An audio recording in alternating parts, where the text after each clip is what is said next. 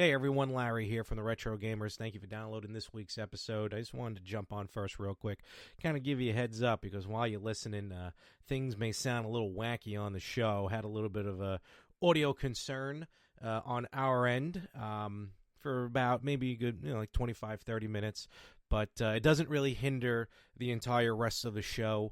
But I kind of want to give you a heads up, so if you're thinking that your headphones are breaking or something, it's not that.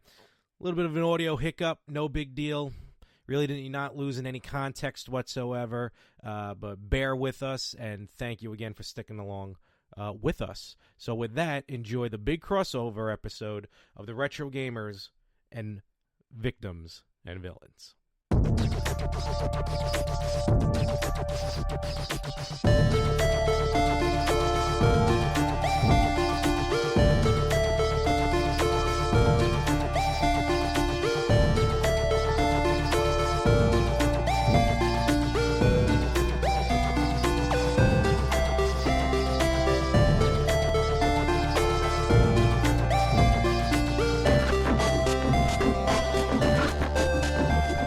Hey everyone, thank you for downloading yet another episode of The Retro Gamers. We just keep rolling along down the hill. Larry here.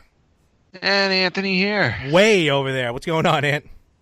Oh, another week, another trip to Japan. I'm thinking you moved officially. So I think I'm getting to that point where I should just set up shop here. You might as well just that's it. Get all your taxes done over there and you're good to go. So Ant's in Japan. As usual, in New York. But this week is a special crossover episode. Kind of those not like the X Games. Never mind, that was a bad joke that was going to go nowhere.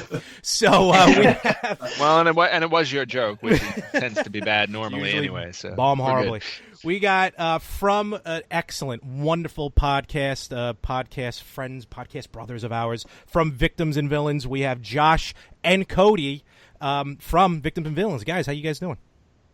We're doing good. What's up? Thanks for remembering my name. No problem. That's why I wrote it down. No. We've been talking for a while, actually, all of us, and we were on yesterday. If you listened if you're listening now, go back and listen to part one of basically what we're going to be talking about today. Listen to Josh and Cody's podcast, Victims and Villains. Not just normally, but especially yesterday, we were on their show. So they've come over now, and we're going to talk some Power Rangers. We're going to be talking some Power Rangers video games, especially the Sega Genesis one.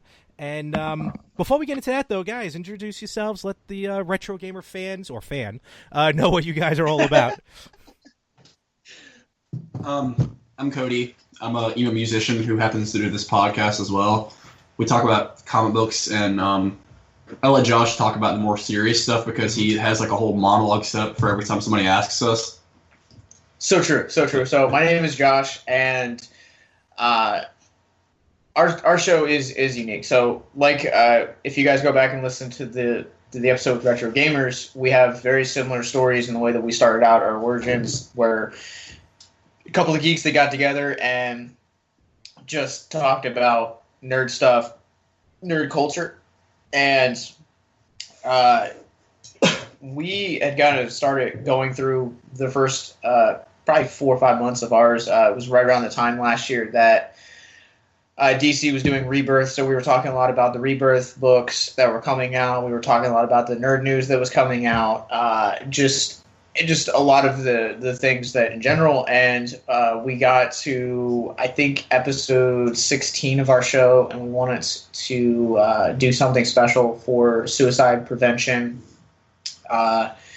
month, which is September, if you guys didn't know. And our show, it was originally just supposed to be a one-off kind of thing, and it went from being a one-off kind of thing to being our identity. And so our show exists now for 3 reasons. It exists to talk fandom with people, whether it's video games, comic books, movies, the occasional music, other podcasts like this one that we're on now.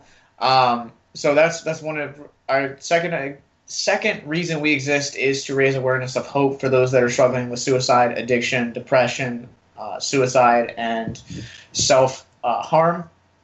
We just want to let them know that that hope is real, and if you don't think that there is someone out there that cares for you, try us, because we have talked to people at conventions. We fully give out our social media for the purpose of connecting people with counselors or churches, just any way really to get them that hope that there is light at the end of that tunnel, that tomorrow is another day, it's another breath, it's another day to really just to know. And there's just too much at stake for that. So we also educate our audience on suicide statistics, just the very real reality of what suicide is. And so pretty much we exist simply to we don't really care if you guys care with our opinions or not. We just want you guys to know that hope is real, and that it's not just a concept that someone thinks up for a big screen film or a Netflix show or whatever have you, but hope is actually something that's real, and it's within the grasp, and we want to get you guys that hope. No, definitely. And a tremendous reasoning, a tremendous mission that you guys do. Big deal on that. We'll have links. So thank you. No problem. And yeah, we'll link everything down to you guys, the podcast, you guys, social media, and the show's media, and all that good stuff that you're doing for a lot of people who definitely need the help. And with us here, what we're going to be doing. Well, actually, how did we talked about how me and Ant kind of met on your show. How do you guys meet up to just in general kind of do the podcast? Have you guys known each other for a long time? I've only known Josh. I haven't known Josh a year. Friends were. So originally, we did a festival last year, and it was a fundraising festival because we are right now, because of how big of an issue suicide is. We're trying our best right now to really do more than just suicide. So we're trying right now to turn this into a nonprofit. And so one of the first fundraisers we ever did was this festival last year that Cody happened to play, and we really got along. We invited him to come up and do our show, and Sean had to step away for a few weeks for personal reasons, and I took over. And it was really fun. And I moved up here from Florida 2 years ago. I live in Maryland, 30 minutes outside of Pennsylvania from where Josh lives. Okay. So it was nice to actually have friends because, as you guys could probably vouch, it's really hard to make friends as an adult, especially when you don't know a single person within like a 1,000-mile radius. Or you're constantly going to Japan. Yeah. Wait a minute. I resemble that remark. Yeah, no, I can definitely agree with you on the friend front there. It is a lot harder when you're an adult to find people that kind of share similar interests and whatnot. So it is kind of awesome that you two were able to connect that way. Yeah, and again, having him come up, he was just originally supposed to be a one-off guest host, and then when he kind of came in to fill in for our other co-host Sean, it was just supposed to be him doing it for like 2 or 3 weeks till he got better. And then we kind of came to the end of August last year, and we're like, well, the three of us have such great chemistry, and we're all such now great friends that it was like, well, let's just bring you on full time. Why not? Yeah. I've wanted to do podcasting for like a long time now because I take trips down to Florida a lot, and I used to take trips up to New York a lot because I was in a band in New York, and I listen to a lot. I listen to Kevin Smith's podcast. I listen to a few others. The list is long. I'm not going to take up your time. But and I've always kind of like wanted to just talk stuff with my friends because I feel like when me and my friends get together, we're hilarious. But like I never had the tools or the resources to do it. And Josh lets me come to his house, use his internet and stuff to do it. We finally got a decent looking setup going on, so it's going to continue to build. We have an office now. Yeah. Oh boy, look out! It's also his cat's room. Well, then that's kind of professional. Yeah. When I got this boom mic, I thought I stepped into the 20th century. So, but that's pretty cool. We need to get you an office, Larry. I need to get a new apartment. But I don't know. His office looks pretty sweet. He's got all those Funko Pops behind him. I think there's a Stretch Armstrong somewhere. Or a Hulkmania? No, that's Hulk Hogan. That's an 86 Hogan. Yep. The old 6-inch figures. This is my living room you're looking at. This is pretty much where I live. So Yeah, that is definitely not an office. But I appreciate it though. And just to say one thing, Frank, if you think you're going to weasel your way in as a third host on this show, don't think about it. I liked Frank's episode. I thought it was very funny. Oh, you But got to. I do have to admit that you can't run the show without Anthony there. That is true. Oh, well, thank you. Regardless of where I am in the world. That's right. The show, there is no show without me. He reminds me every day. So before we get into, we're going to talk about Mighty Morphin Power Rangers. We when we were all talking about this crossover, the movie had just come out, Power Rangers, and if you want to hear me and Ant and Josh and Cody talk about the Power Rangers, them loving it, me not so crazy about it, listen to Victims and Villains from yesterday. But before we get into the video game, Ant, I know you mentioned something real quick that this is technically a continuation from last episode. You had a Power Rangers little thing you want to talk about? No, I just got a little side story and a little geek out story for everybody here, since they're all Power Rangers fans. But I talked in yesterday's episode that I had worked at Saban, and they are the ones who are responsible for bringing Power Rangers over. But I don't know how many people actually know, but for a time, Power Rangers, Haim Saban actually sold Power Rangers to Disney. And Disney had the show for a while before Saban bought it back. Oh. Is that why it's now? Yeah, it's on Nickelodeon now. But when Disney owned when Disney bought the Power Rangers, they bought everything with it, including all of the props, all of the costumes, and everything from the series. So they had all this stuff in a giant warehouse. And when Saban bought it back, they also bought back again all the props and costumes and whatnot in this warehouse. So while I was at Saban, they had gone over to the warehouse to pull some, just some whatever was in the Disney warehouse, because Disney didn't want to keep it anymore. Mm-hmm. So they basically said, come and get it, or it's just gonna, go away. So it's unfortunate to say that most of the original props and costumes and whatnot were not cared for properly, and they are pretty much gone. But I was actually fortunate enough to hold in my hands from the original Mighty Morphin series the original staff of Rita's. Really? Oh, wow. Nice. Yeah, which was really cool. And I hate to break it to you all, nothing grows when you hold it. I tried to make many monsters grow at my office. And boo. And then I also got to hold Tommy Oliver's Green Ranger flute. Oh, which awesome. Which was a sweet little prop. And then Goldar's head from the original costume, which definitely had some damage done to it. Unfortunately, yeah, most of the costumes were unfortunately beyond repair because they were not properly cared for. But I actually thought it was kind of cool that I was able to actually hold those props in my hands. No, that's pretty sweet. Inner fanboy right now is screaming that really cool. Lucky. We did a convention a few months back at, where two of the Power Rangers from Dino Thunder were there. Jeff Peraza, who played the White Ranger, and I forgot the gentleman who played the Blue Ranger's name, but I got to meet them and hang out with them.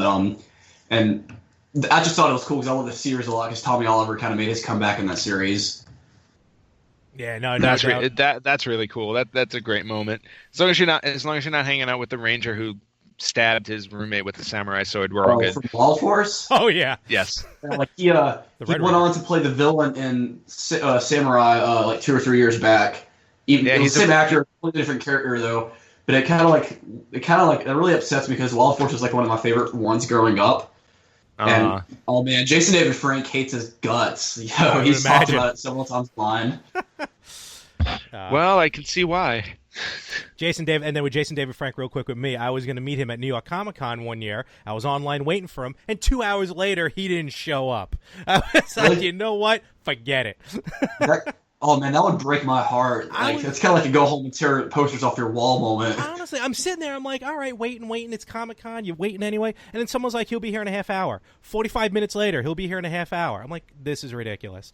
And then next thing I know, it's 2 hours. I'm like, I'm off the line. I'm out of here. So for a little while.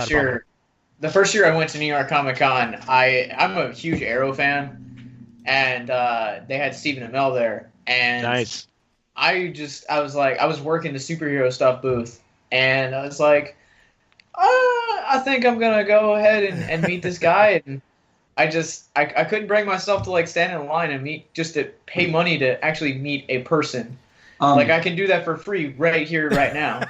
Yeah, I mean, we'll probably do that when Steve Cardenas comes to the convention in a few months. We're doing a convention in a few months. We're going to try to get on one where Rocky from the original movie and series is going to be there, and so is Rita. And Rita. Yeah, and Rita. Nice.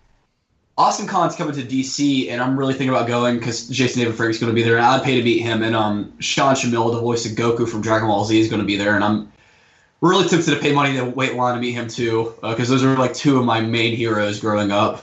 I think I was actually at that same convention that Larry went to when Jason David Frank was there. Yeah. It was very I met two guys that were cosplayed as one was the Green Ranger, one was the White Ranger. And he was like, I waited in line for like an hour and a half. It was awesome. I was like, so you waited in line hour and a half to meet somebody for 5 minutes. Yeah, I feel like out of all the Power Rangers, I feel like Jason David Frank, just like he's so good to his fans though. Just if you like follow him on social media, I feel like he may play other parts like Deadshot, Bloodshot, and a bunch of other characters, but like I feel like he still never released Tommy Oliver. Like that's where most of his money is still coming from. Oh, totally. He's absorbed the Green Ranger. So, I know he's more White Ranger. It's funny because the Green Ranger was the one he was like the less screen time of out of all the Rangers. Exactly, right? But no, he's always talking about the Green Rangers. And speaking of which, he was in this all right, in my opinion, it was a rough Genesis game, Mighty Morphin Power Rangers. When he was the Green Ranger, probably could have been a little better in that game, but is there a particular, because I know, Josh, you're the one that recommended the Genesis version, because there's so many different Power Ranger games for Super Nintendo and Game Boy and stuff like that. Do you have like a kind of a, have you played the Genesis one more than the other ones? I did. I grew up on playing the Genesis game. I probably played it more than any other game growing up. I think I wore that thing out and Duck Hunt growing up. Duck Hunt. Classic. But what was your? Well, did you only have a Genesis? Like, what were your systems growing up? My systems growing up, we had a PlayStation 1, which I still have. It's probably about the only game system I still have, and we also had the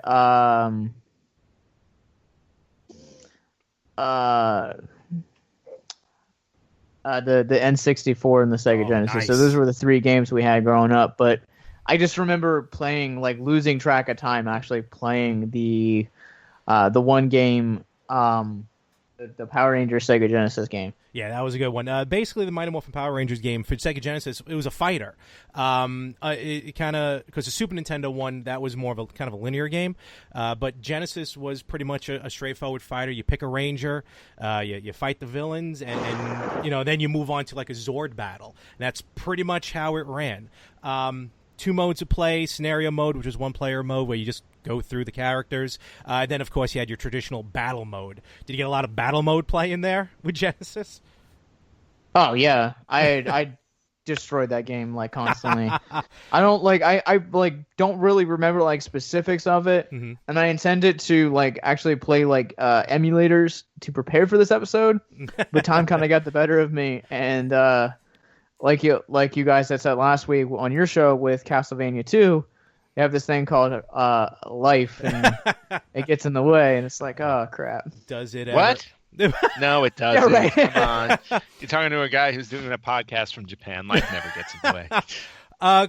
Cody, what systems did you grow up with? Let's see here. Mainly played a Game Boy Advance a lot growing up because it's all I had. All right. Yeah, second that. I didn't really have a lot of money growing up, but I had a PS1. I had a Nintendo 64.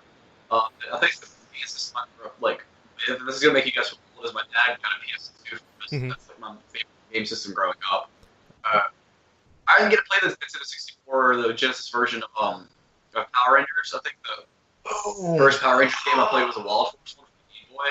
Oh, okay. Then I got Ninja Storm for my Game Boy, which was it was pretty much a fighter, and you'd fight either as you could choose either the main three, the two, the Beetle ones, or the Green Ranger, and you'd fight a level and play as a Zord, and the Zord controls were super confusing. Pretty much the GameCube and the PS2 were my main systems growing up. Okay. There wasn't many Power Ranger games I really liked that much growing up, to be honest. I mean, like I said in our podcast before on our episode, that I feel like we need a really good high budget Power Ranger video game. We do, and I think it's bound, especially now with the movie. I think it's bound to happen. And I do want to make one correction, actually, from if anyone listened to the show that we did yesterday. There's a game on the PS4 that came out. It's actually Mighty Morphin Power Rangers Mega Battle. Okay. That just came out. That's kind of a throwback to pretty much that linear Power Rangers game. But did you have Cody? Did you get a chance to play the Power Rangers on Genesis? I can't say that I did, to be honest. I might have, but no problem. I played a Genesis. I was in 5th grade, and I was playing Sonic 2 on it, and that's the only memory of a Sega Genesis I have right now. If you're going to have a memory for the Genesis, it might as well be a Sonic game, to be honest with you. Yeah, that's kind of the definitive game. But go ahead. No, you were saying, Cody. Don't worry. I think one of the earliest memories I have is playing Tony Hawk Pro Skater on Nintendo 64, which is kind of like... Oh, that was a good game. That game, because that game's what kind of introduced me to ska music and pop punk and punk music. Hearing Goldfinger by Superman by Goldfinger was kind of like my introduction to that, so it's kind of like maybe what the person I am today. I still have that song on my iPod when I run. Oh, that's awesome. Tony Hawk was a series all unto itself. That was ridiculous. I had it on N64. I know it really hit big on Dreamcast, but N64 I thought was my best one. I was going to say I had the first two on Dreamcast. They were absolutely amazing.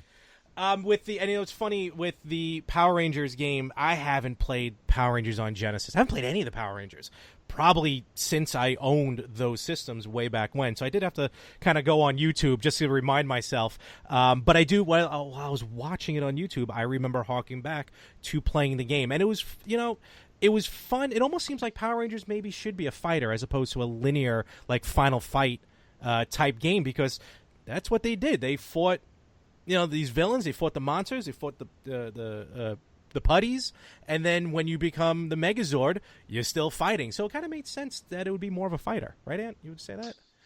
Yeah, no, I would definitely, I would agree with that. I just wish I wish the Genesis game had a little bit more depth. And I understand at that point in time you were only dealing with, the first, the Mighty Morphin series. But considering like every episode had a different villain, I thought they would have flushed that out a little bit more. I mean, even for a Genesis game, because I remember playing through it in all of like 15, 20 minutes. And if you didn't have, a friend to play up against, it was really kind of limited with what you can do. And do you have any good memories about the games? Any good fight you remember specifically, Josh, when you were playing it? Oh, I want to probably say Goldar versus Red Ranger was probably the one that I use of course most. But I totally agree with what you were saying. Like, I feel like the Power Rangers, at least in video game format, that's when they worked at their best, is when it's a fighting game. It's not like, oh, well, you have to give like total depth to the story right now. It's like, it's the Power Rangers. That's like the series at the time really didn't have all that much depth. It was just like a group of kids that got together and they talked and did, they had their own storylines, and you had Bulk and Skull, and then, but I mean, for the most part, like, it was probably 90% of the show, the series, is just fighting, and that's when the series is at its best. You're exactly right. Like the Super Nintendo version, you would start off, pick a ranger, you would start off out of the suit, just karate fighting, and then halfway through the level, then you morph into whichever character you picked, and that's really when, like, the Super Nintendo version would really kick in, because who wants to play as Kimberly but plays the Pink Ranger? Who wants to play as Jason but the Red Ranger? So that's, I think, where the game really picks up. Yeah, well, I think the appeal on the Super Nintendo game was you had more of a side-scrolling side-scrolling adventure game, which at the time were really popular. Fighting games were, granted, fighting games were kind of new and appealing because of Street Fighter and Mortal Kombat, but I actually thought it was a clever idea for for two different types of games to come out. You had a completely different game for Genesis and a completely different one for Super Nintendo, because normally what would happen is when a game would come out for systems in the same era, it would be the same game, just ported, for the two consoles. Mm-hmm. So it's actually kind of cool that you got to play a unique game for each system. Yeah, that was good. That was a smart marketing idea, definitely, because Cody, I think you're the one that said you played a couple of the Game Boy games. Yeah, I played Wild Force, and I had Ninja Storm on Game Boy. If you want to play a terrible game, that's Power Rangers. Like the first two, like Power Rangers the movie. I'm trying to think if it was Mighty Morphin Power Rangers, the movie, or kind of the original Mighty Morphin Power Rangers game for Game Boy, was just so terrible as far as like hit detection, storyline. You got like your graphics. You're limited because you got Game Boy. We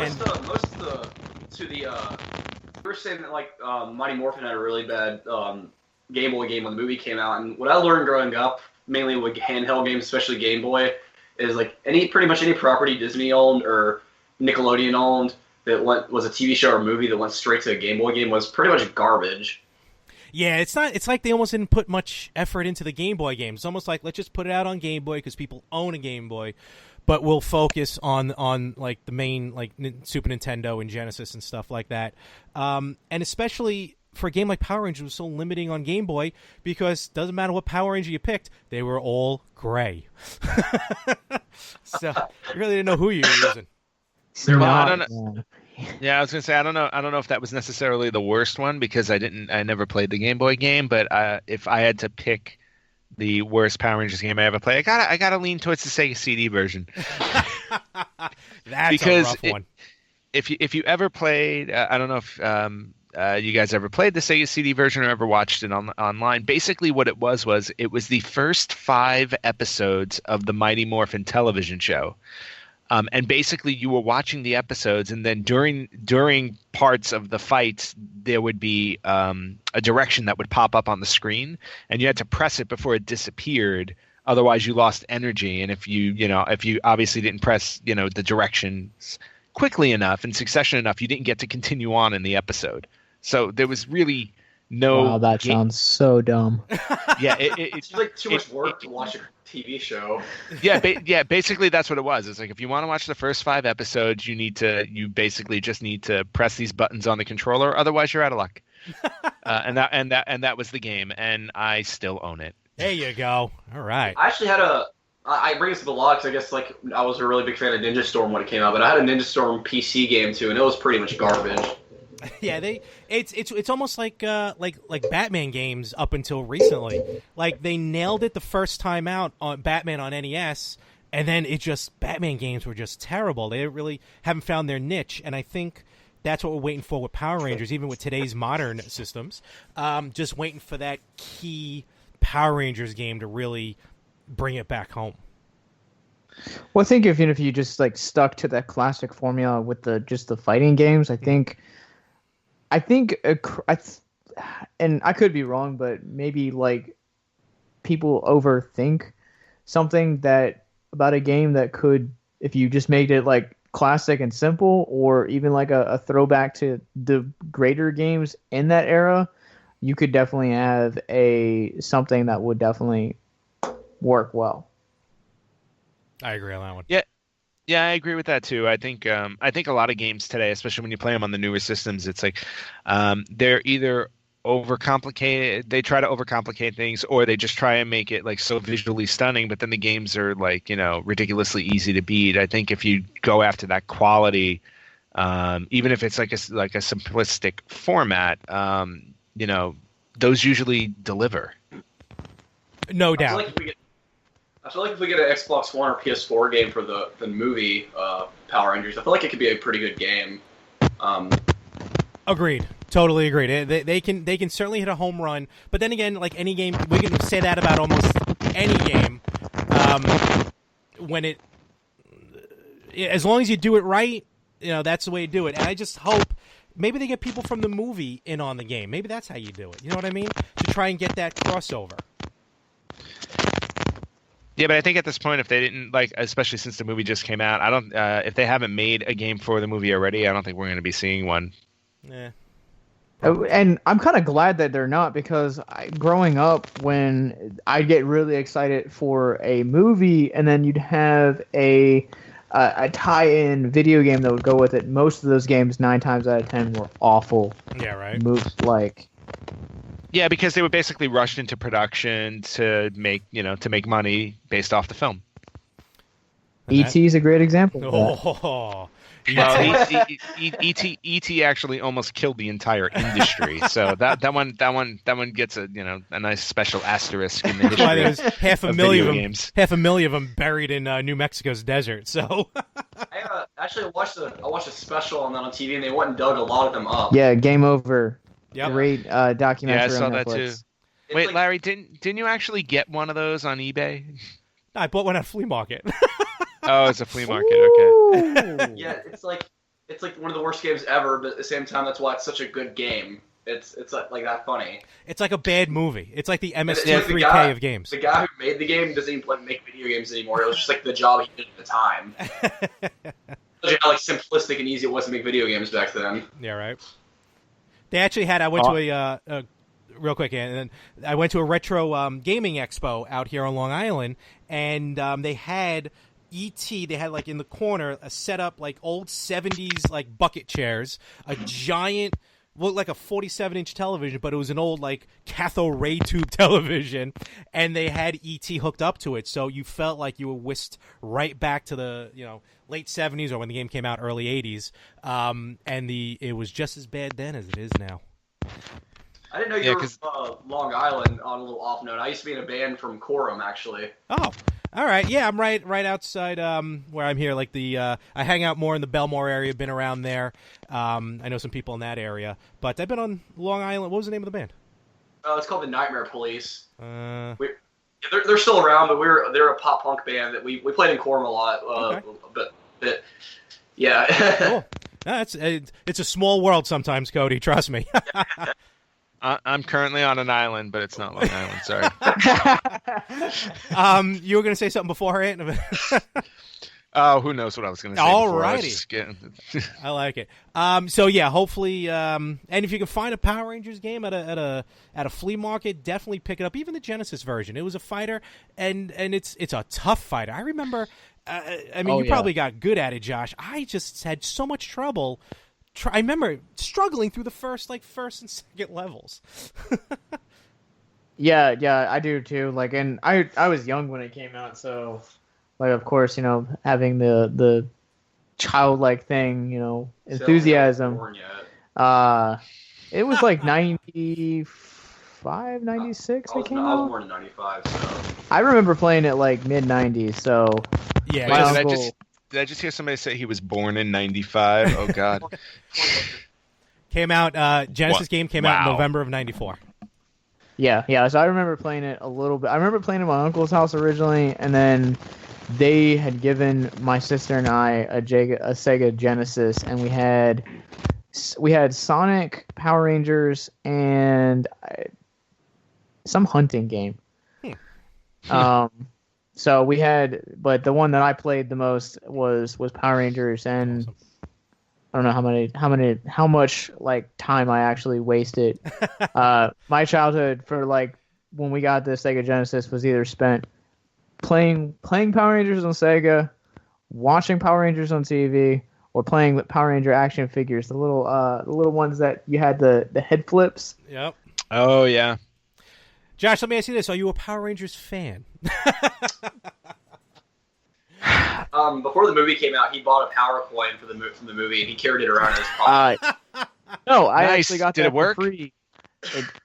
It did not. But it actually, I got it for free at the Boom Studios booth and at New York Comic Con this past year. For the comic books, yeah. Nice. Yeah, they were giving away for free. By the way, yeah, I highly recommend that series. If you're a Power Rangers fan, those comic books are phenomenal. He found a Zeo comic book in Allentown this week yes. too. Oh, really? Holy cow! Oh, wow! Now we're getting deep cuts. I feel like. Oh, Holy sweet! cow. Look at that. He's showing us a copy of it right now. That is a nice looking cover. It's a number 1 too. Oh, sweet. Even better. Always Yeah, gotta take care of those number ones. I'm definitely a Power Rangers fan through and through. I grew up on it. I got out of it after Turbo because I was like, this is stupid and cheesy. And nostalgia finds you, and you're like, this is so great. I'm a little younger than Josh. Thanks, Netflix. Went over, so it took a little longer to get out of it. I think up until SPDs when I got out of it, like I was able to stomach through SPD, and then I saw Mystic Force, and I was like, this is stupid. Yeah, I think we all get to that point somewhere with Power Rangers. I'm like Jason David Frank on Instagram and stuff, and so I was just like, wait, you mean I can actually stalk my favorite Ranger now? Thank God for social media. Yeah. So I can actually keep up with all these Rangers now and be reminiscent. What? He retweeted my tweet. He liked it? Oh. He liked it. He really liked it. Well, that nostalgia is the reason why me and Ant do this podcast every week. Yeah. So, and actually, for a Power Rangers video game tie-in, I was actually at a retro video game store here in Osaka a couple weeks ago on a previous trip, and they had a Power Rangers game for the Super Famicom, which is basically the Super Nintendo, the Japanese version of the Super Nintendo. Mm-hmm. In box, still shrink wrapped. It was $850. Whoa! Holy cow! So, yeah. Ian was that. I think that was what he just translated. Oh. Yeah. It was like $897 in yen or something like that. It was like 89,000 yen or something like that. I was like I didn't know it could go up that high. Okay, yeah, sure. For video for a 20-year-old video game. Yeah. I mean, if you're gonna, you have the movie coming out now, so you have a new generation of fans that are gonna want to get into it, and that whole you now have a movement of nostalgia coming in from people that are like, oh, well, this movie was great. I want to see the original series. You have Netflix for that, but if you want to get deeper into the fandom, I think the Sega Genesis game or the Super Nintendo, like, those are great places to start because totally. I have some of my fondest childhood memories with those games and annoying the crap out of my sister with those games because I was better than her. And that's how that works. So, Cody, you just a little while ago, me and Ant are feeling old at this point when we were just talking about how Power Rangers game is older than you, Cody. And, yeah. But there's a handful of games that are even older than almost all of us that are going into the 2017 Video Game Hall of Fame. These are actually the finalists. They're not all going actually into the Hall of Fame, but they're gonna choose. This is the cream of the crop that's getting ready for 2017. And spoiler alert. And no Power Rangers games are on the list. What? Are we talking about it? Kidding. Did not make the cut, but there's a lot of good games to note. A couple of games that actually I was kind of shocked to even be thought about, but let's get into this. This is a good. We're just going to go through the list here. 2017 World Video Game Hall of Fame finalists, which the finalists, the games that are going in, will be inducted Thursday, May 4th, 10:30 a.m. This is done at the Strong National Museum of Play. So here's what we have. I don't know how this game is not already in the Hall of Fame. Donkey Kong. Yeah, that's confusing as hell because that should have been one of the first games in. Honestly. Yeah. Donkey Kong is one of the most iconic video games. Like, even if you don't play video games, there are characters that you're going to have Donkey Kong, Mario, Luigi, Zelda. There are just certain games that are so iconic, and Donkey Kong is definitely one of those games. No. So, I'm kind of curious why it hasn't been in already. Yeah, right?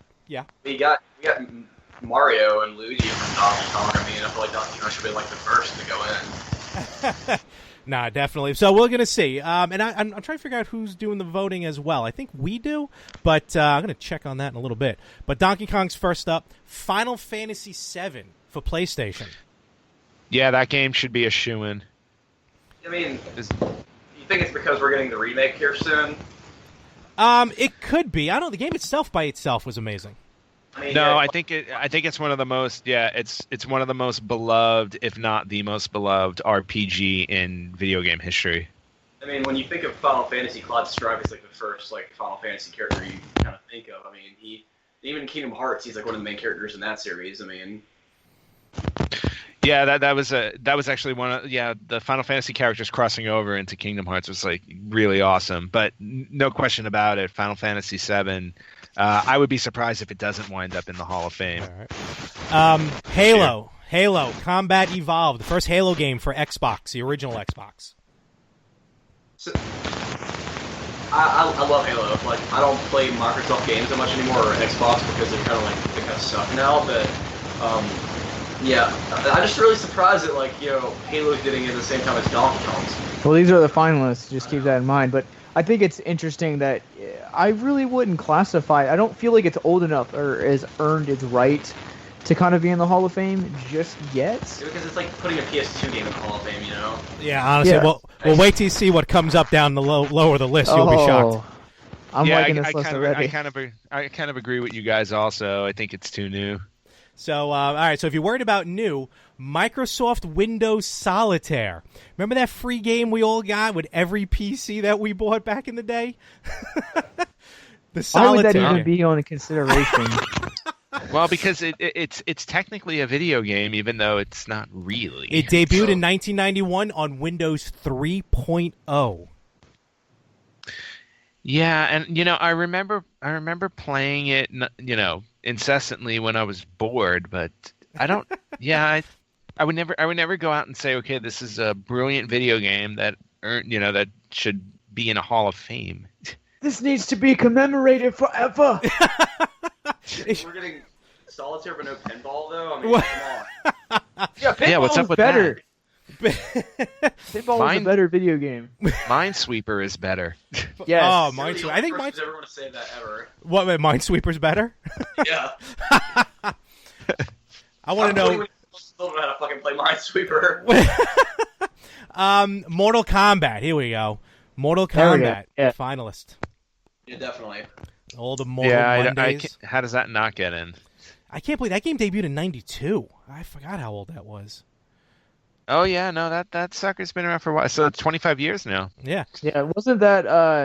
I feel like the first one was in This Week in Gaming's last episode. It was probably the week before, because it came out just around now. Yeah.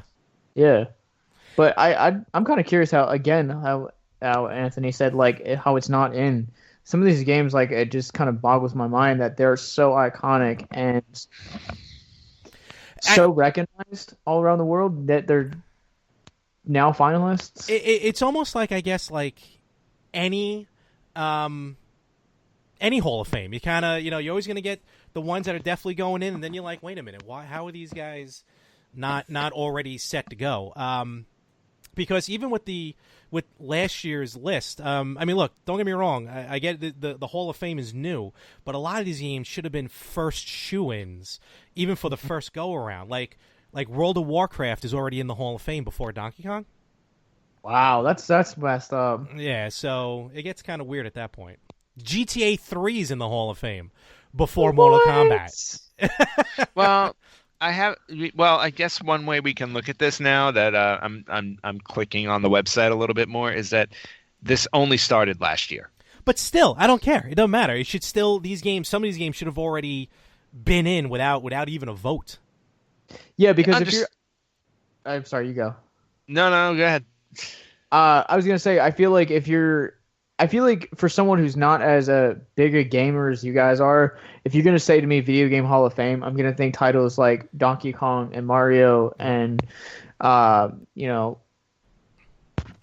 Donkey Kong, Mario, Zelda, stuff like that, like iconic properties, not Grand Theft Auto 3. Exactly right. Also, Mortal Kombat, the reason we have the rating systems on video games. So, thanks, Mortal Kombat. Yeah, thanks a lot. It took me forever to finally buy M-rated games. Up next on the finalist list, Myst for the CD-ROM. Came out in 1993. Okay, so am I the only one who actually had and played Myst? I don't even know what Myst is. Okay, great. Educate me. You're old. Oh, Yoda. I played Myst a little bit. So Myst was like one of the very earliest adventure games. It was like first person perspective, and you basically walked around this island and you were trying to uncover the story that was going on there, and you did that by solving different puzzles in different locations, and every puzzle you would solve would then open up another video or something that would give you a piece of the story until you put the story together. The game was incredibly difficult. I remember trying to play it 5 or 6 times over the course of like 10 years and then just giving up because I could not bear to figure it out. But it actually did birth basically a whole new genre of gaming. Like the adventure game, the point and click adventure series of gaming actually started with Myst. Myst was one of the best-selling computer game of the 90s. Over 6 million copies sold. So wow. There you go. A few more coming up here. Pokemon Red and Green. Yeah. Definitely. The OGs. Green's a Japanese game. Yeah. Yep. We got both in America. Because I'm kind of torn because like I don't feel like it's quite old enough yet to really get there, but it is iconic, and you have a whole generation that grew up with that. I mean, I got a Bulbasaur tattoo. Like Anthony was Wow. just saying about how this game Myst kind of birthed the whole genre. You could definitely say something similar to the way that Pokemon was. Is that it birthed the whole card game and a whole anime eruption pretty much in America. Oh, no doubt. And a television series and movies and people dressing up in furry costumes looking like them. There's all kinds of stuff that came out of this one. Yeah. 17 movies have been made for Pokemon. Okay, Wow. the anime's kind of got off the deep end. I kind of quit keeping up with it a long time ago. And to this day, the first series is still the best series because it just gets really repetitive and the movies just get ridiculous. But I don't know. I remember being in like daycare and like everybody having the first Pokemon games and the first Pokemon movie coming out. So I mean, I feel like 20 like not 20 years, but a good amount of that many years. I think it's enough time, and it's definitely a way more time than Halo. I mean, You are just making these guys feel so old. That's why Don't we do the worry. show. Don't worry about it. I'm just it's okay. That's all my friends are a lot older than me. Sean's what, 30 now? He's like 26. A lot, hold on, 30 is a lot older. What is going on here? Oh my god. Oh god. I'm just 26. Sean's like 29. Isn't he? All right, just stop talking. no. I'm just gonna go into the mirror, like pluck my gray hairs and cry. Please, I'm the one that just had the birthday. I'm like, I'm another year older. Not too bad. No, it's all good. It's okay. I have a receding hairline. So So Portal is up next. Great PC game. Came out in 2007, but definitely worthwhile. It was Game of the Year in 2008. Yeah, but too new. Yeah, too new. Way too new. Way too new. Okay. Boy, you are not going to like some of the other games that are going to come up here shortly. Here's one. Shoo-in. Resident Evil. Yes. Oh Definitely. yeah. No Just question. Enough said on that one. It created a genre of gaming, survival horror. And a line of Yeah. movie. Oh, Yeah, movie's I feel like if you're a video game that's creating a whole new genre, I think just right then and there you belong in the Hall of Fame. And one that did it as well as Resident Evil is just it's just insane, just insanely great. Absolutely. Again, coming into I'm just like, why aren't games like this in there? Because I mean, Grand Theft Auto 3 didn't really do anything amazing, or some of the other games that you had talked about last year. But like you had said, Anthony, anytime you're gonna create a genre all its own, why are you not in it yet? Well, I think the thing about Grand Theft Auto 3, not that I'm trying to defend it in any way, was that I think it was one of the first games, if not the first game, that truly did an open world third person type of game, where you could just go around and do whatever you wanted. So, and it's just spawned so many games have spawned from that because of it. I mean, the entire Lego video game series is basically built off of that. Oh, learn something new every day. Let's see. What else we got? All right. Street Fighter 2. Again, another one. I would put Street Fighter 2 in before Mortal Kombat because Street Fighter 2, again, kind of invented that whole fighting genre. True. what he said. Thank you. Which is a better fighter, Street Fighter 2 or Power Rangers for Genesis? Uh-oh. Street This Fighter. bias here. No doubt. Yeah. All right, here's the one that you're all going to be like, why is it even on the list? Wii Sports. Well, there's an obvious reason why Wii Sports is on the list. It's actually one of the best-selling Nintendo games of all time, If not on a console that was the best-selling console of all times. I mean, you're talking about a console that sold over 100 million units. And the game was packed in. Which one? It's the first Right, game. and Wii Sports came with it. So that's 100 million copies of Wii Sports sold. I'm sorry, Cody. What were you saying? It's kind of like, besides from the iToy, it was like the first game you got where you like actually moved, I guess. Oh yeah. Yep. Motion. I'm sorry, you go. No, I was going to say motion. Nintendo locked it in with motion control. I think with the Wii.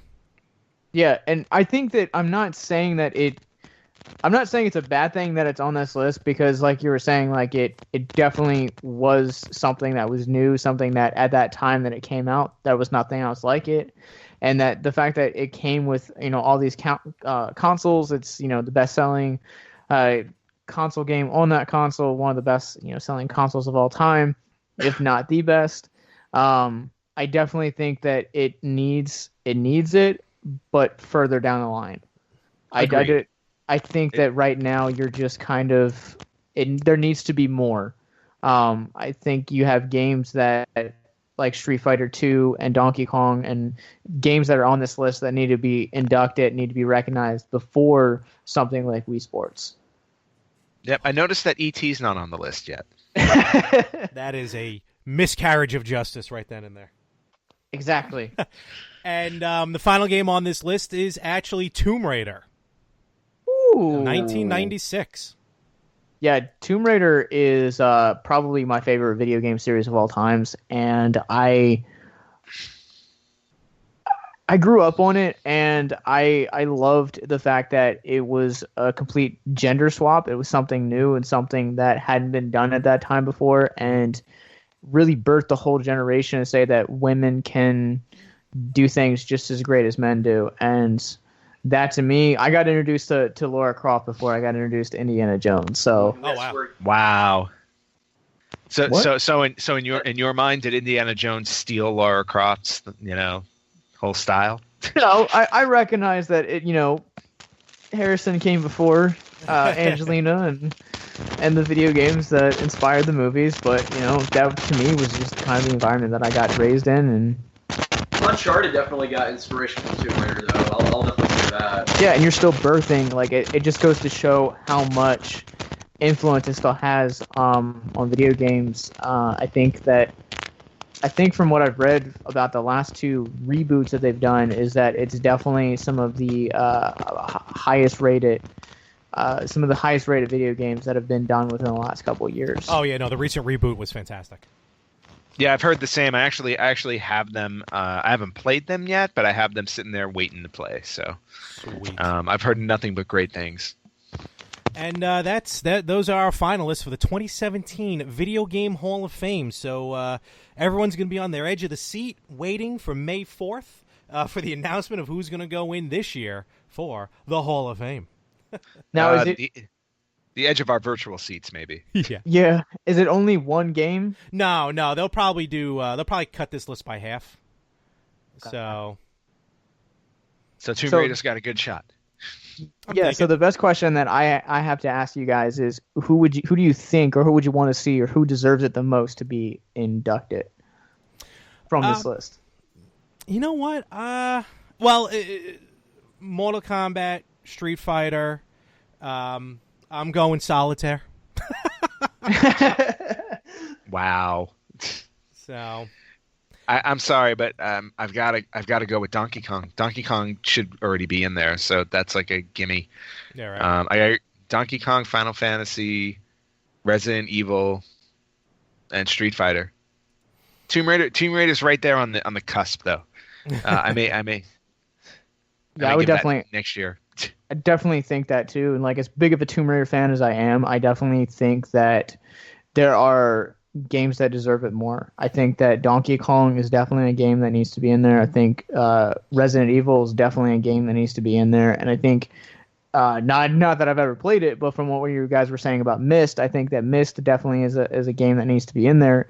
Anything that really can take a genre and create something new or flip a current genre on its edge needs to exist in this world and needs to be put into the Hall of Fame. Well put. I agree. I agree with you on that one. And, Tomb Raider is a little more to Tomb Raider, actually, I think, than we may know about. Right, Ant? What? Is that wait, yeah, it's my horrible okay. It's my horrible segues. Is that a yes, segue? Yes. Yeah, it's a terrible... Josh and Cody, I don't know how much you listen to these podcasts, but I always love to. I do. Yeah, I love to chastise Larry for his terrible segues. Larry's like the king of terrible segues. There's a lot of things I know it's awesome. Terrible at. I gotta teach him better. I really do. So anyway, based off of that segue, since Josh, you had talked about your love for Tomb Raider and how it's your favorite game series of all time, I thought Tomb Raider would be perfect for this week's Retro Spotlight. There you go. So we're gonna go into all things for the original Tomb Raider only. I did not go into sequels or anything like that. I thought it would be great to learn about the very first and foremost, the one that started it all. So let's get into Retro Spotlight on Tomb Raider. Yeah. So for those who don't know, it was originally published by Eidos Interactive. That was the company that brought us Tomb Raider back in 1996. The official release date was October 25th of 96. And I actually remember that because my birthday was 3 days later, and I actually got this game for my birthday that year. Well, that's awesome. Oh, yeah. It was an awesome birthday gift. Love that. I remember playing through that game and just marveling at the 3D polygonal goodness. It's terrible to go back and watch the graphics now. I know, because... Yeah, because they just are insanely bad. But, I mean, at the time, it was cutting-edge stuff, so... Square boobs. I mean, very true. Very true. Yes, she definitely had the biggest boobs in video games at the time, didn't she? Madonna's more like rectangles now. Yes. Okay, so it was released October 25th of 96. It was actually released on 3 different platforms. It was the Sega Saturn, the PlayStation 1, and it was released on MS-DOS back in PC days. Oh. The game sold 7.5 million copies worldwide, which is pretty damn good for a video game. Yeah, right. Yeah. It's no Wii Sports, but it wasn't packaged in with the system. So, a couple things about the game you may not know. It began development back in 1993 at a company called Core Design in England, and it was only worked on by 6 people. Huh. So, wow. Yeah, kind of a small team putting that thing together. And it was actually originally supposed to star a male character. Aha. So, go ahead, Josh. I don't think it would have been as impactful or as I don't know. I think that to quote Elf, everyone's doing it. It would just be white noise. I think that having a female character, you're introducing a whole bunch of new characters, and at the time, because you said it was October 96 is when this came out, right? Mm-hmm. Correct. Okay, so you not only that, but you also had girl power. The Spice Girls were starting to become a thing around that time too. So I think that had it not come out around that time and not had a male character, it wouldn't have been as impactful. No, I think I absolutely agree with you. I think they definitely made the right move to go with a female character. It was actually supposed to. It started as a male character, and then then the company decided they were going to give you a choice between 2 characters, either a male or a female, and that's where Lara wound up being created. And then once they realized they had to do 2 different sets of cutscenes because they were going to have 2 different types of characters, they decided to go with the character they liked better, which happened to be the female character. Considering the fact that there were 6 men making this, I can see why they made that decision. And then Lara's original name was actually not Lara Croft. Her original name was Laura Cruz. What a terrible name. Yeah. Her original name was Laura Cruz, and then when they were working out her backstory, the British company decided to make her British, and so they decided Laura Cruz wasn't a very British name. And the way that they came up with Lara Croft's name is they actually randomly selected it out of the UK phone book. So that's awesome. there is a Lara Croft in the UK, if she's still alive today. That is her namesake. That is not getting any money from her. Getting no money whatsoever. No royalties. Zero. And I don't know if you knew this, but Tomb Raider was originally only supposed to be a Sega Saturn exclusive. It was not supposed to be on the PlayStation. Sony originally didn't want it. They got early concepts of the game. They weren't interested, and then as the game got more polished, that's when they garnered interest in it and decided that they would pick it up. And as we know, it was one of the defining games of the Sony PlayStation. If that game never made it to PlayStation, I don't think we'd be talking about Tomb Raider today. No, again, I think it would just be white noise at that point because, yes, it would have been a revolutionary game with having a female character doing a predominantly male role, but the fact that I don't know, maybe I'm wrong in thinking this, but I feel like games that are designed exclusively for, systems, like one specific system, Breath of the Wild and Halo being the exception, I think that most of them you can't really, it's like white noise. It's memorable. And I agree with you. And to be honest with you, with the shelf life that the Sega Saturn had, Tomb Raider never would have sold as many copies and would have never been a household name without it being on the PlayStation. And not only that, but especially back during the 90s and late 80s, early 90s, or all the 90s, not everyone could afford to have both a Nintendo and a Sega Genesis to be able to get just exclusive games. So I felt like it was a necessity as well for these companies to put them out on multiple platforms. Tweak them for each one if you want, but it was almost just a necessity. Exactly.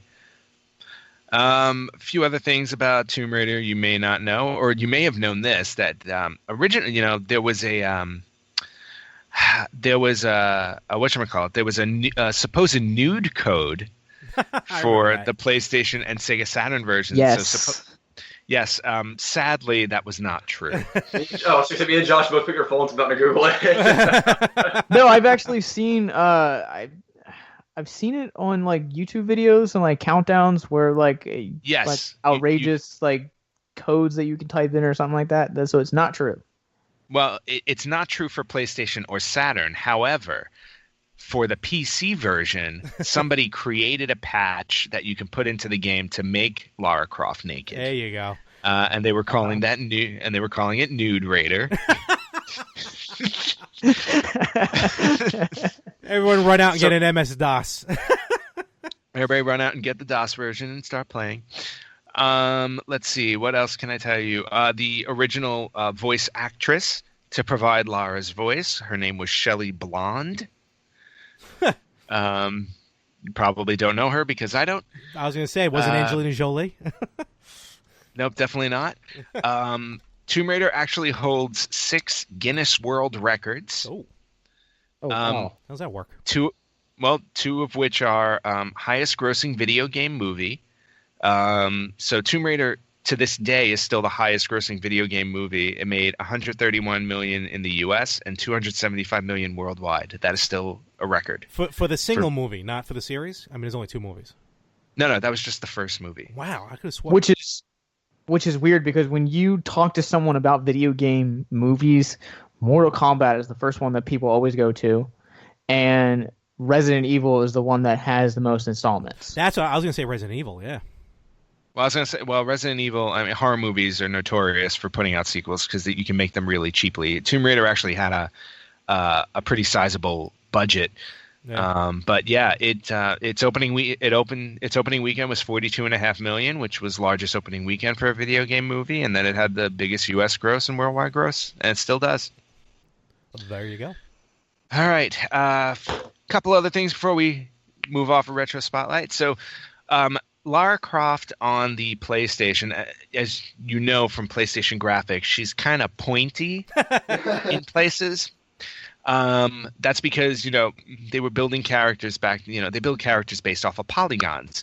So for the original PlayStation version, Lara Croft was made out of 540 different polygons, which sounds like a lot, but she was kind of jaggedy because of that.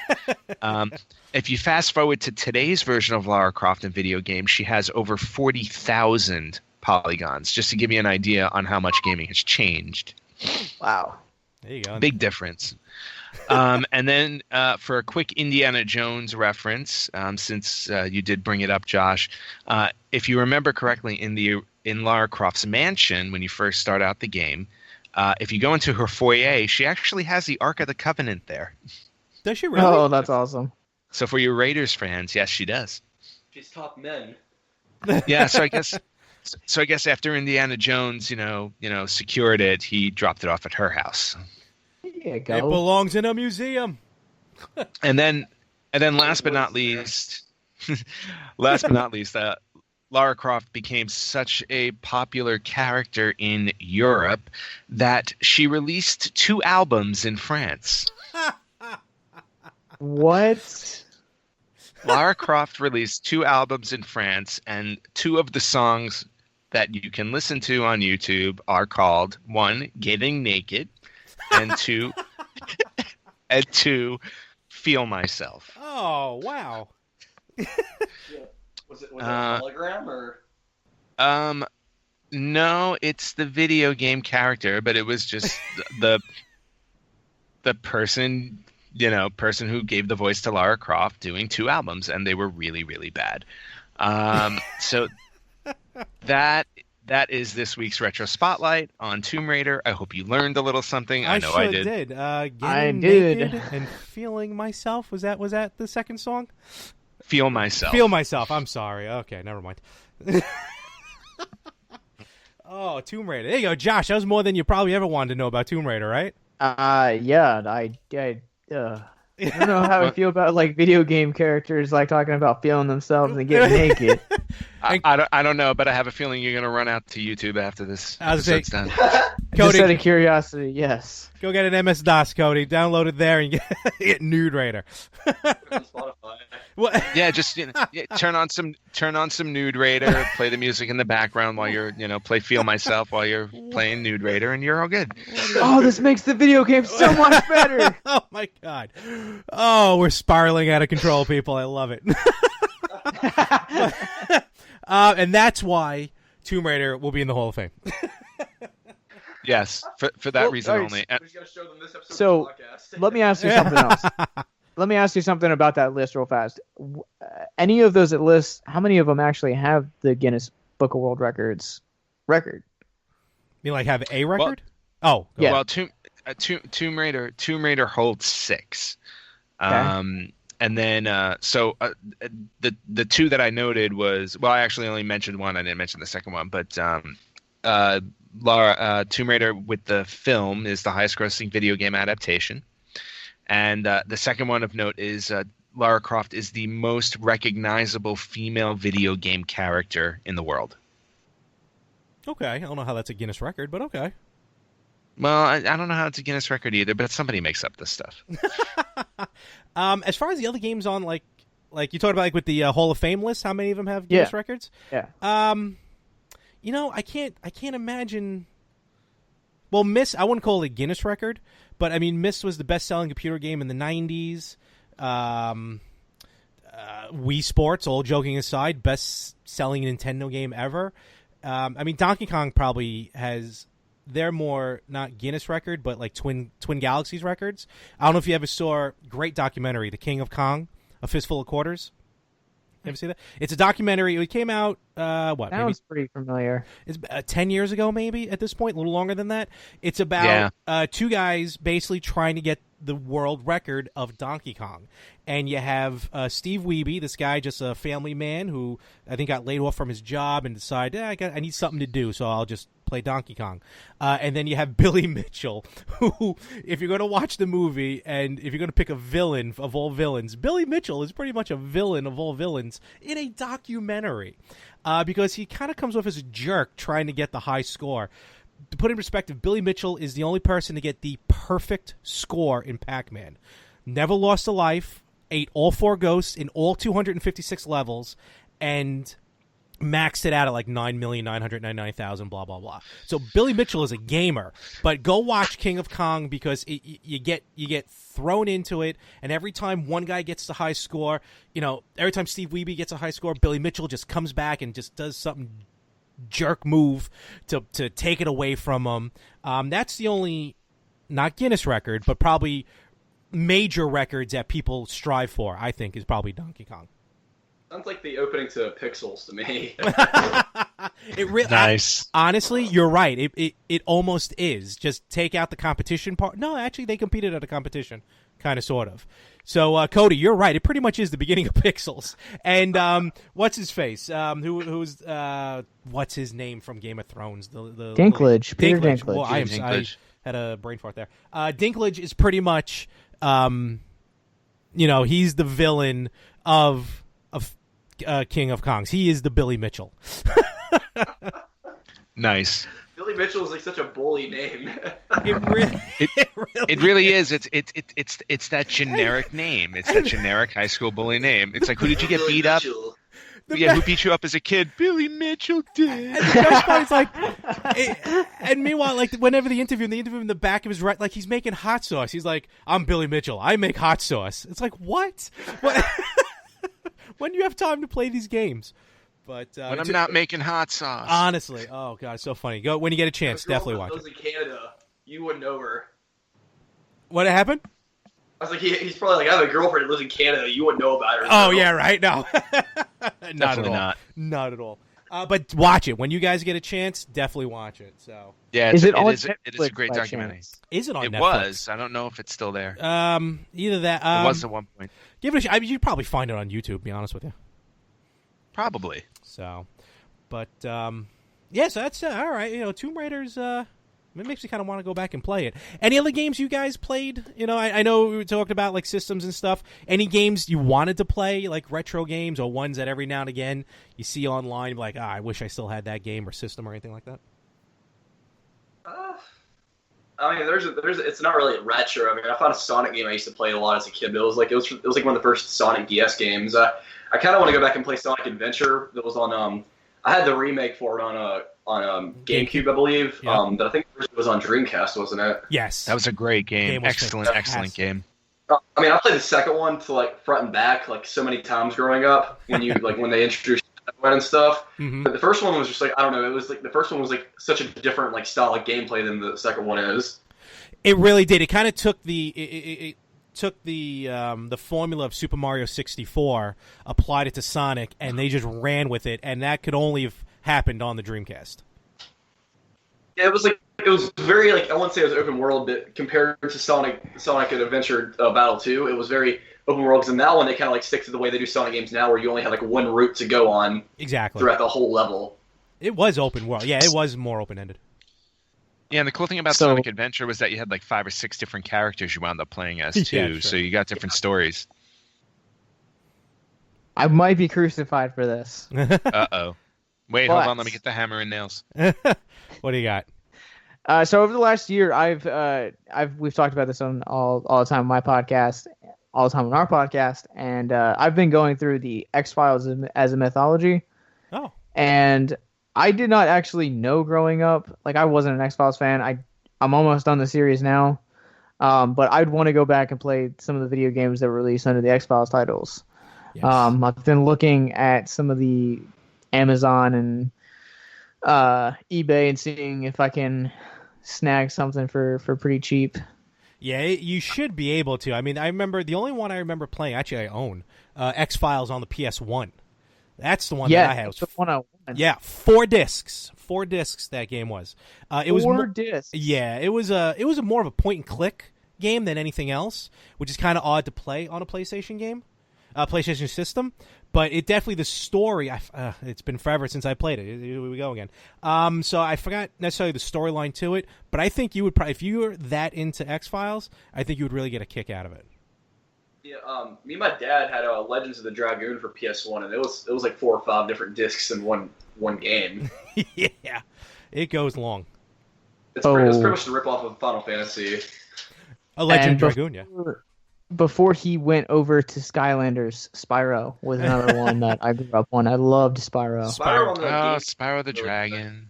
He was really good on the GameCube. There's a few PS2 ones he did with Elijah Wood played his voice that I didn't really care for. The GameCube one was probably the better one of the two out of all mine favorites. And when I thought about going back and replaying, if I ever get a PS2 or a PS1 as the Ape Escape series, I really liked those growing up. Oh, those were fun. Yeah, those were fun games. And I'm a big fan of like old Kirby games too. Pretty much GameCube was like my favorite thing. Oh, I forgot about Kirby. Kirby's Adventure. Kirby Air Ride was like my favorite game growing up. And after we got all the stars in the game, me and my friends, there was like an open city level. We would pretty much just like make up games about it. It was really fun. And that's one I've always hoped they would remake for like a new Nintendo system or a new handheld system or something, because they could easily redo it on a 3DS now, because I mean they redo GameCube games all the time. Oh, totally. And it's funny you mentioned Kirby, because I bought a couple of the more recent Kirby games on 3DS, and I never played the original, so it made me want to go back, which I played the original on the NES Classic. It's such a good game, and I'm sorry I missed out on it the first time around, but that's a good call, good drop with Kirby. I played Squeak Squad for the DS when it came out, and that's probably one of my favorite Kirby games ever. It's kind of like a classic vibe to it. They kind of keep. That's what I like about the DS ones, is they kind of keep this feel to old Kirby games. They do. They never really messed with the recipe, so they nailed it pretty good. And yeah, not too bad. All right, so I don't know how to do this anymore. I want to move into This Week in Gaming, but now I'm afraid to talk or say something because I'm trying to figure out how to gently get into This Week in Gaming. Well, you know what? There's just no way for you to do it. So why don't we just call it that? Why don't we toss it to Josh and Cody to introduce This Week in Gaming, and then we'll get it going. So we were just talking about games that we grew up loving, and with that, let's move into This Week in Gaming.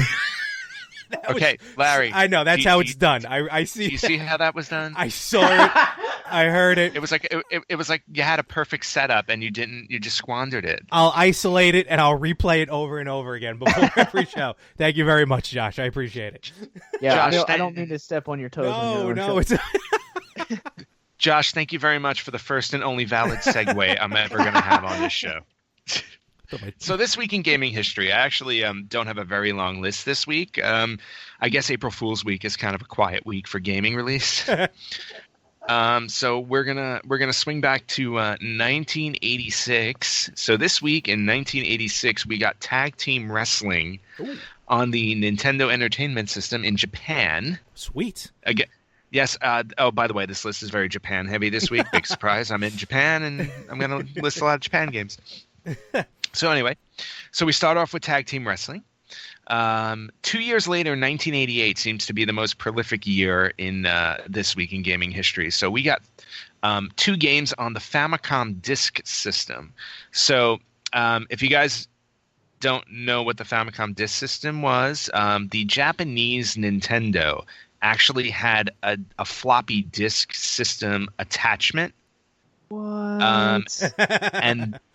And there were games that were released only in Japan on this disk system. The most popular one that's known on that system was actually the original Super Mario Bros. 2. It was only released on the Famicom disk system. It was never ported to the US until years later. So, question before you kind of move on about this specific system, because I remember one thing that I remember about floppy disks was that they didn't have all that much memory. So would these games that were released be notoriously shorter than, say, an average other video game for something like a regular Famicom? Well, no, because back then, actually, like the original NES games, If you go back and actually size those out now, they were all of like 8 or 10 kilobytes, not even megabytes. Yeah, they kilobytes. were tiny, so tiny. They were ridiculously small. And based on your mouth dropped wide open, look that I'm getting from you had no idea. No, that's incredible. Yeah. Yeah, so just imagine a floppy disk at the time that would hold 1.6 megabytes. Actually, the games would be ridiculously larger on the disk system. That's pretty impressive. Yeah, which is why they actually did not port probably to the regular system, because they were just too big. In 1988 on the Famicom disk system in Japan, they released Donkey Kong. Oh, wow. Yep, and the Goonies. Goonies. Yep. Good one. They also released in the same week, but this was on regular NES. The regular cartridge was Double Dragon, which everybody knows and loves. Great game. Yep. Jumping a couple years to 1990, we got Splatterhouse. I don't know if you know the Splatterhouse series. It was probably one of the first horror, kind of known horror-based series. And this was released on the TurboGrafx 16 back in 1990. It sounds amazing. Oh, it was pretty much. Yeah, it was almost like it was almost like not Freddy, Jason, bulked up guy with a hockey mask, but he was going to save his girlfriend, and you just the gore, not even violence, the gore of going around and smacking people with 2x4s and shotguns. It was, for the time. I'm surprised the rating system didn't come out back then when Splatterhouse came out. I would play it. I'd get a system just to play that game. Yeah, and it's one of the more expensive games to get your hands on. I remember I think Splatterhouse 3. Last time I saw it was a couple $100. So yeah, those are games that are rare and expensive, but really awesome to play. I used to play them all the time. We're gonna jump to we're gonna stay in 1990, because in Japan they also released Ninja Gaiden 2, which I think was probably the best Ninja Gaiden in the series, and that includes the newer ones that came out in the Xbox, if I remember correctly. No, Ninja Gaiden was a fantastic game. Actually, Ninja Gaiden on the NES Classic edition, definitely that smooth gameplay was fantastic. If you never played Ninja Gaiden, however you want to say it, definitely search that out, pick it up. It's a good one. All right, moving on to the Super Nintendo. I'm still in Japan. In 1993, we got Final Fantasy III. Sweet. So, and any game in the Final Fantasy series is worth playing. They were all really, really well done. I don't think I've ever come across one that I haven't enjoyed. From there, we're going to jump to 1997 on Nintendo 64 in the United States this time. God bless America. We got Doom 64. Great game.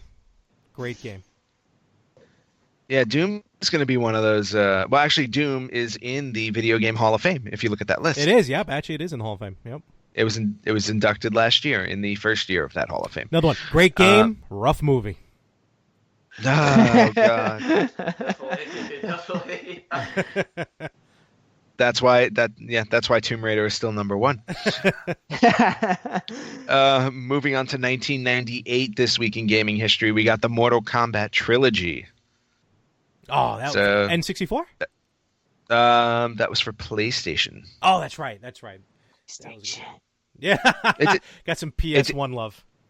It did come out on N64 though. That's the one I had. I didn't have a PlayStation until late. Yeah, I don't remember when I got my PlayStation. I think I got it early enough. It was like in 95, 96. It was Christmas morning. There you go. Those are the best times to get a video game system. Santa brought you a PlayStation? Yes, and I got into a huge fight with my mom because we had to go to my grandmother's house. I was like, but PlayStation, like, let me have this one. We can go tomorrow. I see your point, Josh. Well, I think that's cool though that Santa brought you a PlayStation. Santa brought me video games in '96, but I was 18 and there was no Santa. Whoa! All right.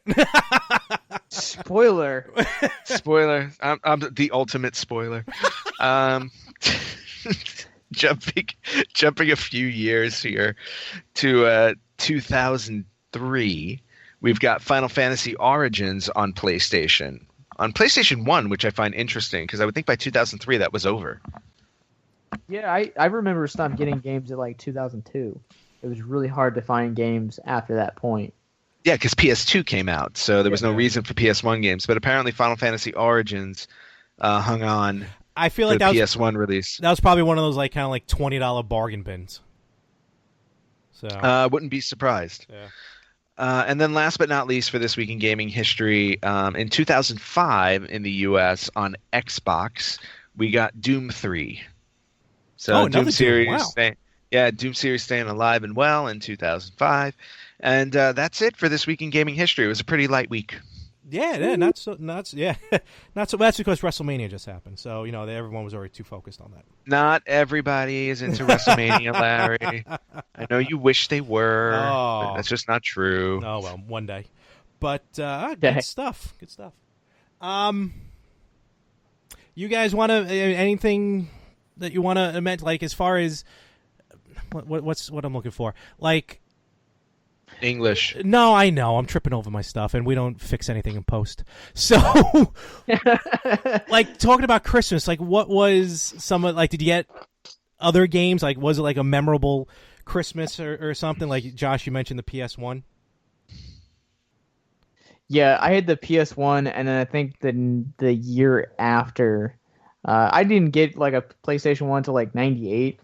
So, like, it had already been out a couple years, and I think the games we had gotten with it was, like, we had a demo CD that came along with it. We got Rugrats, Search for Reptar. Great video game, which is still one of my favorites to this day. And we got Batman and Robin, which is one of the worst. Oh, the movie one. Nice. Oh, ouch. Cody, how about you? I don't really remember getting, like, every time I got a console, it never was for Christmas. I think my mom got me a DSi for Christmas one year. Oh, sweet. But other than that, like, my dad usually got the bigger systems. My parents were split up, so I would play PlayStation at my dad's house. Gotcha. My dad wasn't the best of fathers growing up, so I think whenever he needed the money, the system would disappear at our house. Aha. I would be told that it was because we were bad children, the Easter Bunny or the Santa. That's terrible. Ouch. Oofa. Like one day he traded in a GameCube to get the PS2. I guess he got tired of having the GameCube. Which, to be fair, the PS2 had a lot better games on it, but I love the GameCube with all my heart. And then he said he traded it to the Easter Bunny for the system. Not knowing what that meant as a kid. That's kind of like where I first played Jak and Daxter, So yes. that's wow. That's a great game right there. I like Jak the most. That was my favorite. That was a hard game. I'll give you that. Yeah, right. Sounds like your dad also confused the Easter Bunny with the Tooth Fairy. There's no trading going on with the Easter Bunny. Yeah, well, I mean, I guess I was a gullible child. I mean, yeah. I remember one year for Christmas when I asked for the Virtual Boy, but wait a minute, no, nobody asked for the Virtual Boy. I was waiting for a Virtual Boy pun to come up. I still go on record. That was an amazing system with all 16 games that came out for it. Oh, Larry, you never change. 360 for my birthday one year, but it had no hard drive in it. And when I first turned it on, it had like the red ring of death on it. Oh, ouch! Oh, that's just wrong. Let me ask you this. Hold on. That's like Virtual Boy wrong. Oh, yeah, all right. That's 2. Whoa, hold on. That's 2 you got. I didn't have a receipt or anything, so that Xbox sat in the back of my closet for years. Cody, let me ask you this because it sounds like you are the youngest of the group. Do you know what the Virtual Boy is? I do not. I've never even heard of what a Virtual Boy is. Okay, so basically, think about the worst piece of trash that you can purchase. Okay? Are we talking about Virtual Boy here or 50 Shades of Grey? On this podcast, Virtual Boy. Yeah, I was about to say that think about the biggest piece of trash you can possibly buy in a video game system. All right? Okay. And you get yourself that would be the Virtual Boy. When you get a chance, Google Virtual Boy. It's hard to explain. I personally loved it. I'm the only person apparently on the East Coast who bought a Virtual Boy. And to put in perspective, Cody, the guy who created the Game Boy created the Virtual Boy. Game Boy was the best-selling handheld system for Nintendo. Virtual Boy was the worst-selling handheld game for Nintendo. And they fired this guy on the spot because of how bad the Virtual Boy was. Yeah, and deservedly so. How dare you? I've heard they've never heard of him again, so I think they didn't necessarily fire him on the spot, as in they executed him. Check it. Barely, it's like $450 on eBay right now. Oh, it's pricey, yeah. Well, that's because there were only like 5 of them. And this is the longest we've ever talked about Virtual Boy, so I'm happy. So it looks like it's kind of like virtual reality, but not. And watching the gameplay looks like shit. And that's the Virtual Boy. It's like all like really infrared. It's like from like in Kill Bill when things go like all like sirens and angry. All red. So, but that's the Virtual Boy. I'm glad I've introduced someone new to the world of Virtual Boy. Now do your best to forget it. Yeah. When it comes to trash gaming, one of the things I always thought was funny is, okay, the Walmart in my hometown, there was just a copy, I don't know if you ever knew about Cory in the House, the Disney show. They made a DS game for it. Well, to this day, it's still at that Walmart, and it's still $30. Wow. Because 4chan likes to make jokes and memes about how it's the best game ever. That's not. So there's been 3 copies there for going on 5 years now that have not been sold or taken off the shelf. They are all still $30 brand new. That is fantastic. Well, actually, if you go to that Walmart, then based on that, you may find a Virtual Boy. Oh. And with that being said, I'm going to put an end to this. No, but that was good stuff. You know, Josh, Cody, thank you very much for joining us. Better segue there. Thank you. You're the guest, Josh. How dare you? No, thank you. Thank you, Josh. Thank you. Thank you guys for joining us for this week, and I feel like this is not going to be very much. This is not going to be the only time that we do this. So. Oh no, we've already talked about a sequel to this. Like At least it. Me and Larry have. Yes, we have. So I'm curious to hear of said sequel. We'll key in on that one a little bit later on, and whether or not I approve. I think you will. I think you will. You will. You certainly shall. But yeah, guys, thank you very much. Good luck with everything. Good luck with your mission, truly. And we're going to put everyone's links down. Do you want to plug your website and your stuff there? I'll let him, Mr. Emo Boy, plug his first. Yeah. Like I said, I'm a musician. I just released my first EP called Gone on Bandcamp. It's my name's Cody, but you can find it under the name Dakota Cade. That's Dakota like the state, and then Kade. Find me on Instagram at Dakota X Cade. It's on SoundCloud if you're a SoundCloud rapper, I guess, and you want to listen to my Fire mixtape. I'm also part of the Victims and Villains Network, so you can just email Josh, and if you want to get a hold of me, and I will be there. Yeah, and so our website is victimsandvillains.net. It has all our upcoming events, all our past episodes, including this one, other crossovers we've done with Retro Rewind podcast, Pop Culture Explorers, Ranger Command Power Hour, so on and so forth. We've had the pleasure of just crossing over and doing so much awesome stuff like this one, but at the end of the day, I don't care if you are listening to this right now and if you care about anything that we have said this or agree or disagree, or if you like the Virtual Boy or you don't. You don't. Just know that hope is real, and that's really the existence of why we do what we do. That's the reason why we do crossovers, so on and so forth. Yes, it's all great fun and everything, and we've had a blast doing it this morning, night for Anthony. But at the end of the day, just know that if you're listening to this right now and you're suicidal or you're depressed or you're addicted or you're thinking about harming yourself, know that it gets better. And just know that there are people out there that really care about you. So you guys can either contact us on our website, on our Facebook, or just pick up the phone, call 1-800-273-10 8255. There you go, and all that will be posted as Very well nice. in the description. And gentlemen, we're gonna catch you next time, and I'll catch you whenever you get back to the States. Yeah, I don't even know when that is anymore. And with that, folks, we're going to call it one. So thank you for downloading. Download our podcast. Download Victims and Villains. Download everyone's podcast. And we're going to catch you all next week. See you later.